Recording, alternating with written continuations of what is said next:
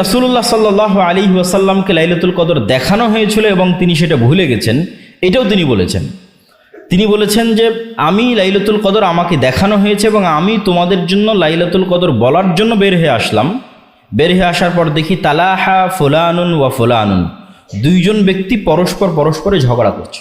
ফারুফিআত, ফলত তাদের এই ঝগড়া মিটাতে গিয়ে আমার নিকট থেকে লাইলাতুল কদর উঠিয়ে নেওয়া হয়েছে। ওয়া আসা আন ইয়াকুনা খায়রান লাকুম, আর আমার নিকট থেকে লাইলাতুল কদরের জ্ঞান যে উঠিয়ে নেওয়া হয়েছে আমি মনে করি এটাতে তোমাদের জন্য কল্যাণ আছে। কি কল্যাণ আছে? যে যদি আল্লাহ সুবহানাহু ওয়া তাআলা প্রশ্নপত্র ফাঁস করে দিতেন তাহলে প্রতিযোগিতার গুরুত্ব কমে যেত। প্রশ্নপত্র যখন ফাঁস, যে এটাই প্রশ্ন, এই দিনেই লাইলাতুল কদর, তাহলে তো সবার জন্য সমান সুযোগ। এখানে কে কত বেশি পরিশ্রম করছে, কে কত বেশি প্রতিযোগিতা করছে এবং চেষ্টা করছে, সেটা কিন্তু মাপার আর কোনো ব্যবস্থা থাকলো না। যখন প্রশ্নপত্র ফাঁস হয়নি তখন যে যেমন পরিশ্রম করবে তার পাওয়ার চান্স তেমন। যারা আল্লাহর ইস্তাবিকু ফিল খায়রাত, কল্যাণের কাজে, সাবিকু ফিল খায়রাত, কল্যাণের কাজে যারা প্রতিযোগিতা করে, সবচেয়ে বেশি পরিশ্রমী রমজানের প্রত্যেক রাতে আল্লাহর ইবাদত করবে। তো আল্লাহর যে সবচেয়ে বেশি পরিশ্রমী ছাত্র, সে ভালো রেজাল্ট করবে, তার তো মিস হওয়ার কোনো চান্স নাই। যে তার চেয়ে কম পরিশ্রমী ছাত্র, সে হয়তো মাঝে মধ্যে করবে, মাঝে মধ্যে ছাড়বে। যে তার চেয়ে কম পরিশ্রমী ছাত্র, সে শেষ 10 রাতে ইবাদত করবে। যে তার চেয়ে কম পরিশ্রমী ছাত্র, সে শেষ 10 রাতের বিজোড় রাতগুলোতে ইবাদত করবে। আর যে তার চেয়ে কম পরিশ্রমী ছাত্র, সে শুধু 27 রাতে ইবাদত করবে। তো যে যত কম পরিশ্রম করবে তার লাইলাতুল কদর ছুটে যাওয়ার সম্ভাবনা তত বেশি। এই জন্য নির্ধারিত কোনো রাত নয়, এটি আল্লাহর নবীর হাদিস দ্বারা স্পষ্ট যে তিনি বলছেন যে আমি তোমাদেরকে লাইলাতুল কদর বলার জন্য বেরিয়েছি। ফাতালাহা রাজুলান, এরা দুইজন মারামারি লেগে গেছে। এবং এখানে আরেকটা জিনিস বোঝা যায় যে মানুষ যখন গন্ডগোল মারামারি করে অনেক রহমত এবং বরকত উঠে যায়। তো তোমাদের এই মারামারি মিটা থেকে আমি ভুলে গেছি যে আসলে লাইলাতুল কদর কোন দিন। তা আমি মনে করি আমাকে যে ভুলিয়ে দেওয়া হয়েছে এর মধ্যে কল্যাণ আছে। সুতরাং এই হাদিসের পর আর এটা বলার কোনো সুযোগ নাই যে এই রাতেই লাইলাতুল কদর, 27 রাত বা 21 রাত বা 23 রাত, এটা বলার কোনো সুযোগ নাই।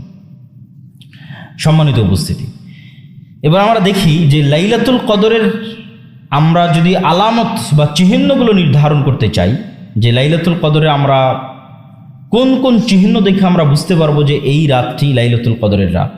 তো লাইলাতুল কদরের কিছু চিহ্ন আমি আপনাদের সামনে তুলে ধরবো ইনশাআল্লাহ, যা রাসূলুল্লাহ সাল্লাল্লাহু আলাইহি ওয়াসাল্লামের হাদিস থেকে বোঝা যায়। আন উবাই ইবনে কাব রাদিয়াল্লাহু তাআলা আনহু, উবাই ইবনে কাব রাদিয়াল্লাহু তাআলা বলতে তিনি বলেন, আখবারানা রাসূলুল্লাহ সাল্লাল্লাহু আলাইহি ওয়াসাল্লাম আন্নাহা তাতলু ইয়াওমাইদিন লা শুআআ লাহা, লাইলাতুল কদরের পরবর্তী যে সকালের সূর্যটা উদিত হবে, এই সূর্যের যে অগ্নিরশ্মি, আগুনের যে তেজ থাকে, সূর্যের যে তেজ থাকে, এই তেজ অনেক কম থাকবে, তেজস্বীবিহীন ম্রিয়মান সূর্য হবে। আব্দুল্লাহ বিন আব্বাস রাদিয়াল্লাহু তাআলা মধ্যে তিনি বলেন, রাসূলুল্লাহ সাল্লাল্লাহু আলাইহি ওয়াসাল্লাম বলেছেন, লাইলাতুল কদর লাইলাতুন সামহাতুন তালকা, লাইলাতুল কদর হচ্ছে স্বচ্ছ টলটলে পানির মতো স্বচ্ছ রাত, গুমট অন্ধকারাচ্ছন্ন রাত নয়। লা হারাতা ওয়ালা বারিদাতা, এই রাতে প্রচণ্ড গরম এবং প্রচণ্ড শীত অনুভূত হবে না, নাতিশীতোষ্ণ রাত।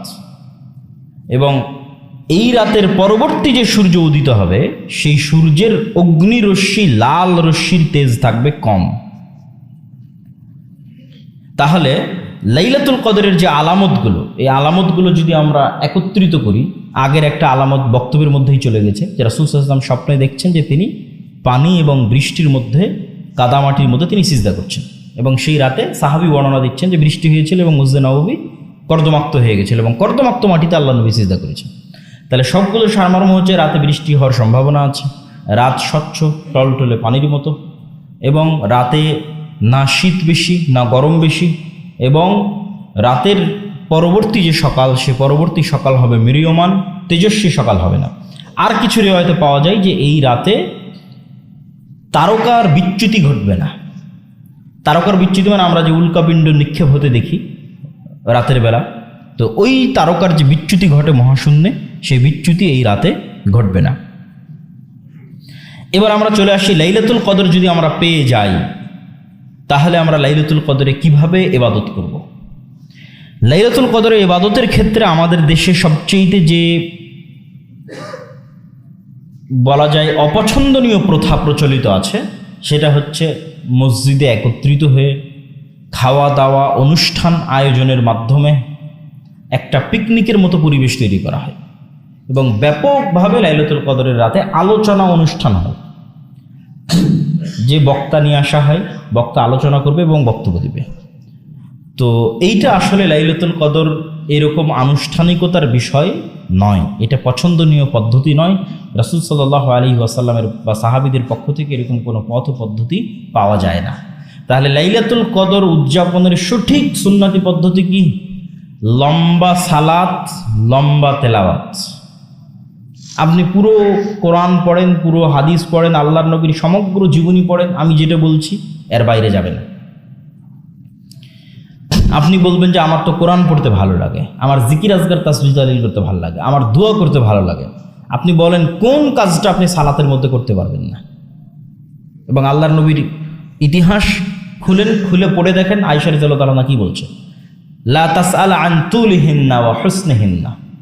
আল্লাহর নবীর এক একটা রুকু সূরা বাকারা তেলাওয়াতের সমান হতো, এক একটা সিজদা সূরা আলে ইমরান তেলাওয়াতের সমান হতো। আয়েশা রাদিয়াল্লাহু বলছে, তোমরা এটার লম্বা সম্পর্কে, যেটা কত দীর্ঘ হতো এবং এটার সৌন্দর্যতা সম্পর্কে আমাকে জিজ্ঞেস করিও না। তাহলে আপনি সালাতে দাঁড়িয়ে এবার তেলাওয়াত পড়ছেন, কত আপনার কোরআন তেলাওয়াত করার ইচ্ছা, সেটা এবার আপনি সালাতে দাঁড়িয়ে তেলাওয়াত করেন। তাহলে সালাতের মধ্যেই তেলাওয়াত হচ্ছে, লম্বা তেলাওয়াত। আপনার কত তাসবিহ তাহলিল করার ইচ্ছা, সুবহান রাব্বিয়াল আযীম, সুবহান রাব্বিয়াল আলা, নিজেই তাসবিহ। তো লম্বা রুকুর মাধ্যমে আপনি হাজার হাজার তাসবিহ পাঠ করতে পারছেন, লম্বা সিজদার মাধ্যমে আপনি হাজার হাজার তাসবিহ পাঠ করতে পারছেন। আপনার দোয়া করার দরকার, সালাম ফিরানোর পূর্বে কোরআন এবং হাদিসের এমন কোনো দোয়া নাই যে আপনি পড়তে পারবেন না।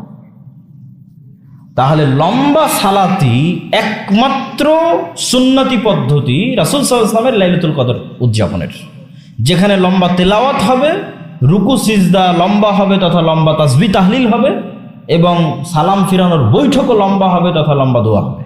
হ্যাঁ, এর বাইরেও মানুষ পার্সোনালি কোরআন তেলাওয়াত করতে পারে, জিকির আজকার করতে পারে, দোয়া করতে পারে, সেটা আমরা নিষেধ করছি না, অবশ্যই করা যাবে।